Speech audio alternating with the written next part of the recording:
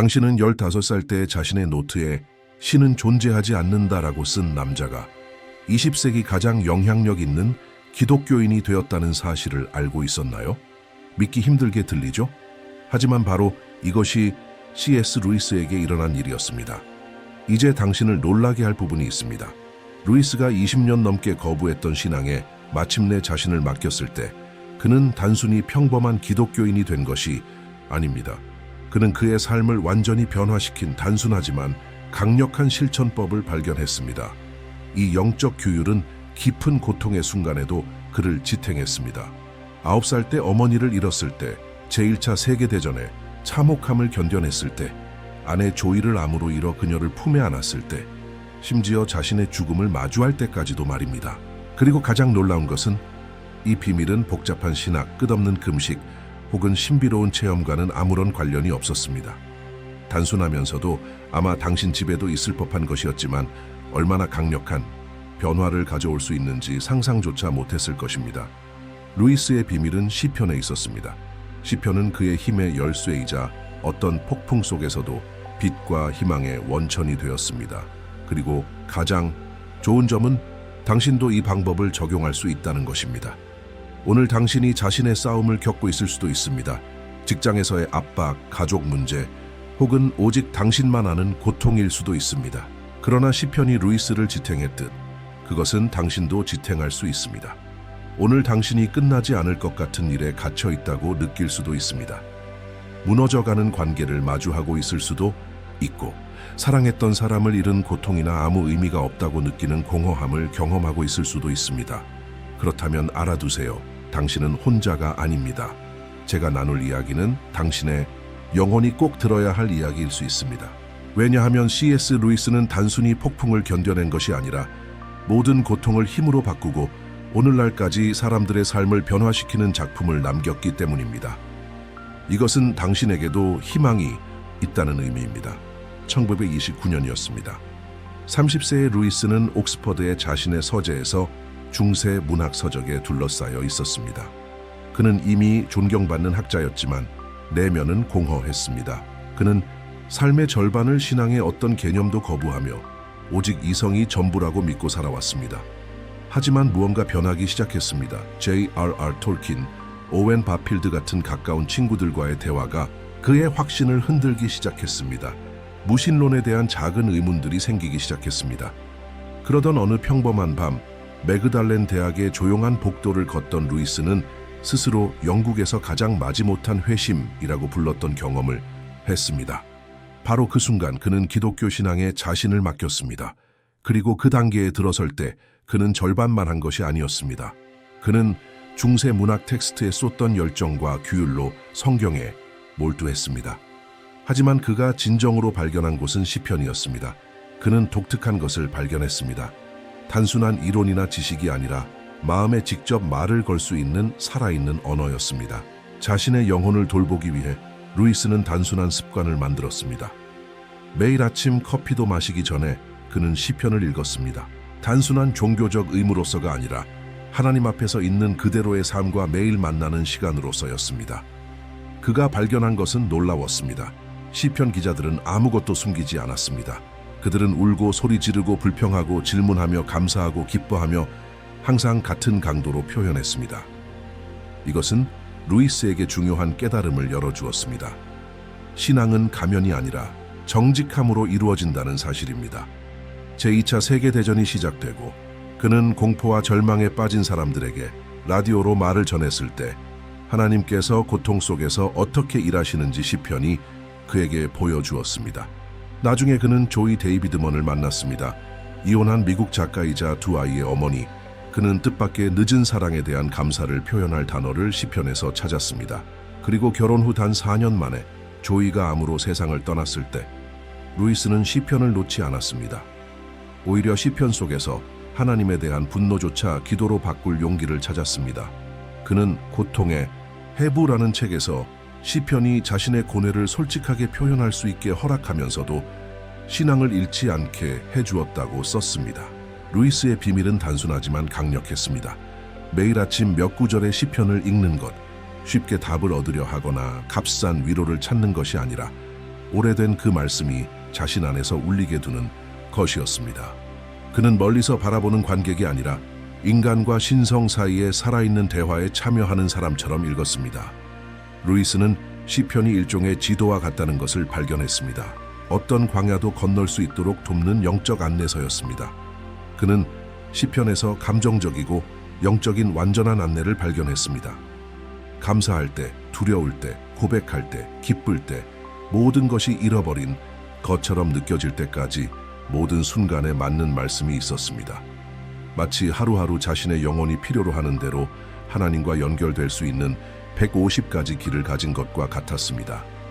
가장 주목할 점은 루이스가 이 습관을 평생 유지했다는 것입니다. 전립선암으로 몸이 약해지고 글쓰기가 어려워졌을 때조차도 그는 매일 시편에서 새로운 날을 맞을 힘을 찾았습니다. 이 실천에서 그의 삶을 특징 짓는 3가지 원칙이 나왔습니다. 첫 번째 원칙, 기도에서의 철저한 정직함. 루이스는 놀라운 것을 깨달았습니다. 하나님은 우리의 종교적 예의보다 솔직함을 더 원하신다는 제오스. 시편에서 그는 하나님 앞에서 아무것도 숨기지 않는 사람들을 보았습니다. 소리 지르고 불평하고 울고 심지어 이렇게 질문하기도 했습니다. 나의 하나님, 왜 나를 버리셨습니까? 그때 루이스는 기도에서 너무 거룩하게 행동하려는 것이 사실상 위선이라는 것을 깨달았습니다. 그래서 그는 정직하기로 결심했습니다.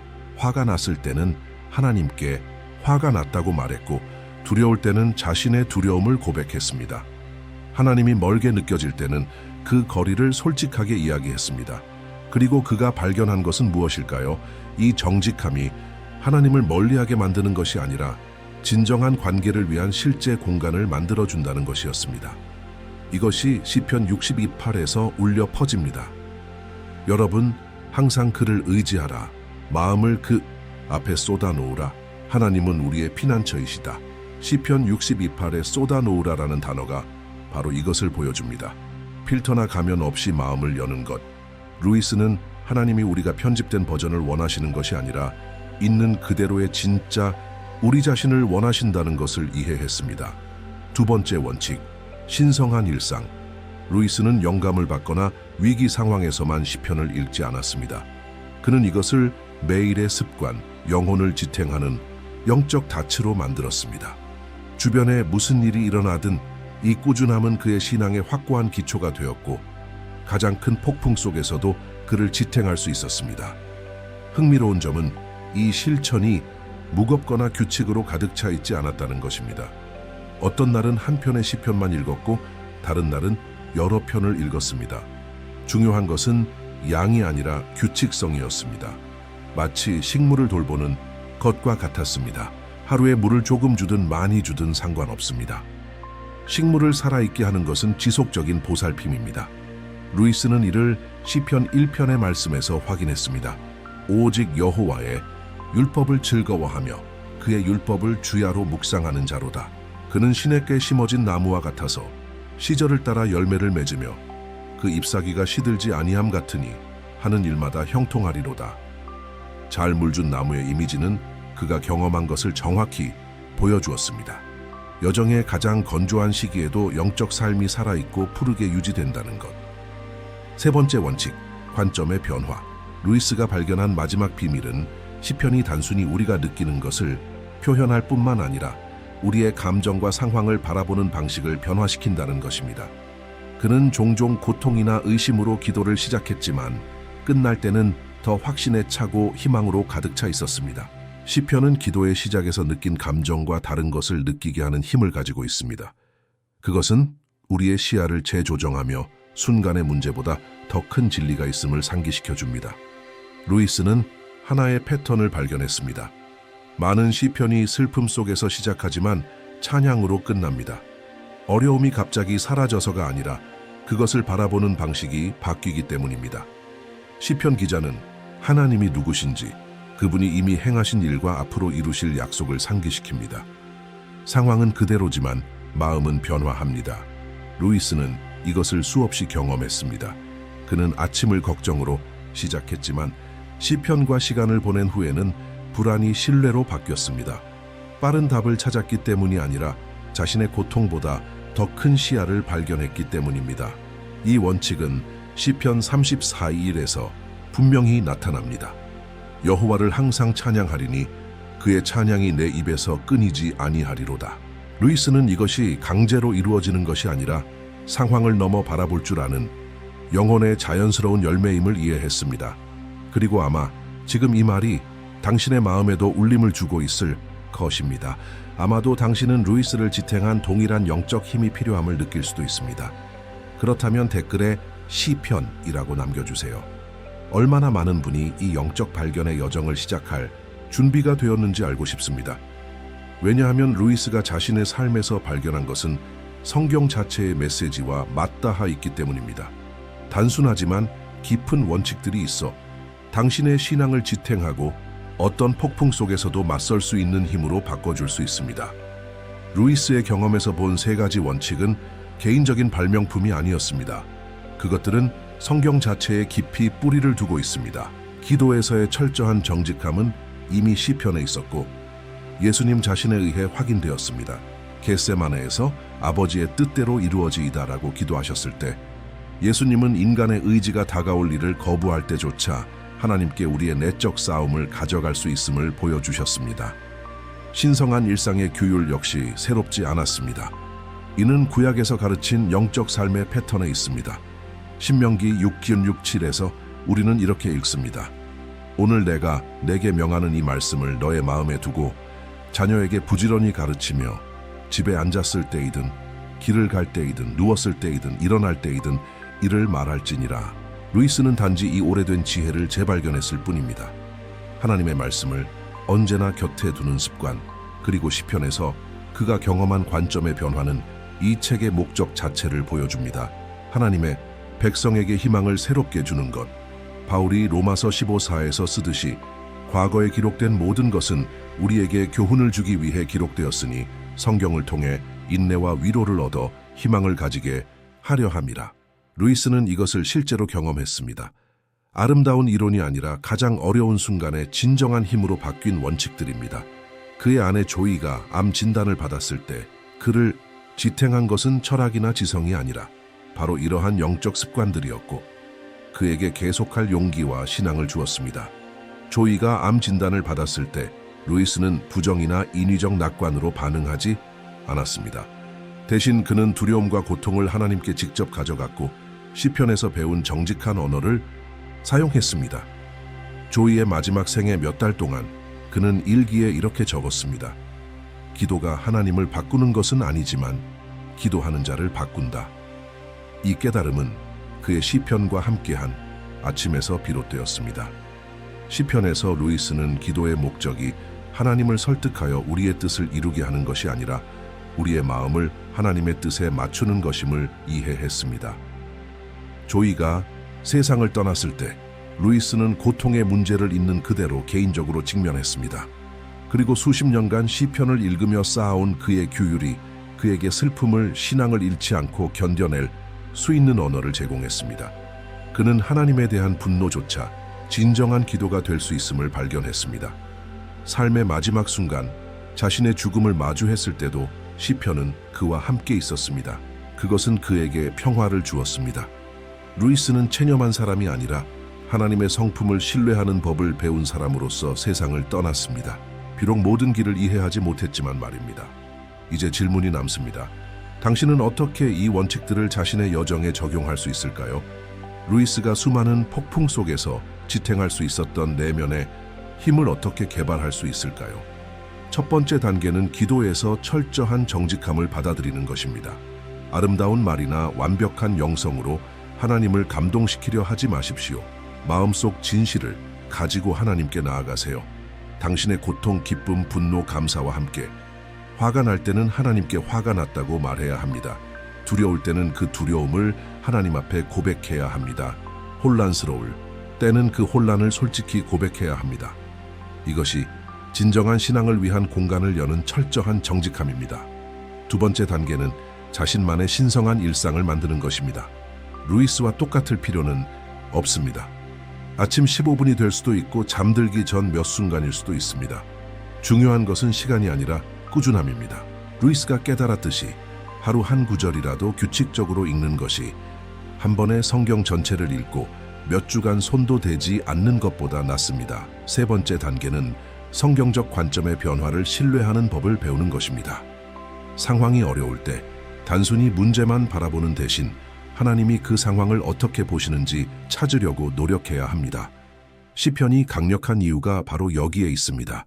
수세기 전 남녀가 실제 고통을 마주하면서도 희망을 찾았던 방식을 보여주기 때문입니다. 이 이야기가 당신에게 울림을 주었다면 이 순간을 그냥 지나치지 마세요. 이 내용을 폭풍을 겪고 있는 사람과 나누세요. 때로는 적절한 순간의 한마디가 누군가가 포기하지 않게 만드는 전부가 될 수 있습니다. 그리고 가장 중요한 것은 당신 자신의 삶에 이 원칙들을 어떻게 적용할 수 있을지 성찰하는 것입니다. 루이스가 지탱했던 동일한 영적 힘을 기르기 위해 어떤 실질적인 변화를 해야 할까요? 지금까지 걸어오면서 남겨두었던 변명들은 무엇이며 오늘부터 반드시 내려놓아야 할 것들은 무엇인가요? 결국 비밀은 거대한 이론에 있는 것이 아니라 진실함, 꾸준함, 믿음으로 살아가는 단순한 실천에 있습니다. 당신은 무엇을 버려야 합니까? 어떤 규율을 받아들여야 합니까? C.S. 루이스 이야기에서 가장 아름다운 진실은 그가 특별하게 태어난 것이 아니라는 것입니다.